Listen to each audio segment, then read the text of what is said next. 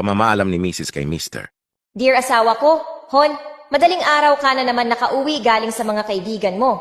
Di mo man lang ako ginising at di pinansin ang aking bagong 90s. Nag-resign ka na pala sa work mo at wala na balak ituloy ang pangingibang bansa.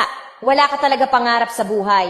Di mo man lang nabanggit sa akin. Buti na lang na i-chismis sa akin ang kapitbahay nating chismosa. Alam mo naman na ayaw ko nawawalan ng pera.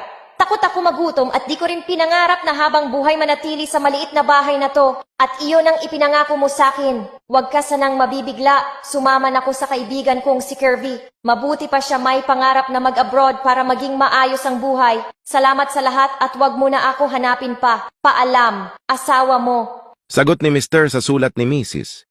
Asawa ko, Hon, sorry ha. Napasarap lang po sa kwentuhan ng tropa. Naamoy ko na bagong paligo ka at bago rin ang iyong 90s. Di mo pa nga naalis tag price na 999.95 pesos. Di na lang po kita ginising dahil alam ko pagod ka sa gawaing bahay. Sadyang di ko sinabi na nag-resign na ako. Gusto sana kita sorpresahin. Tumama ko ng 2 sa 75 million sa loto last week. At ngayon sana ang lipat natin sa bagong bili kong bahay sa isang eksklusibong subdivision sa QC. At nakahanda na rin ang trip natin sa Paris at Germany. Si Kirby. Kaya pala maaga sa umuwi pagkaabot ko ng balato tig 5,000 sa tropa. Huwag kang mag-alala, Hon. Di na kita pag-abalahan.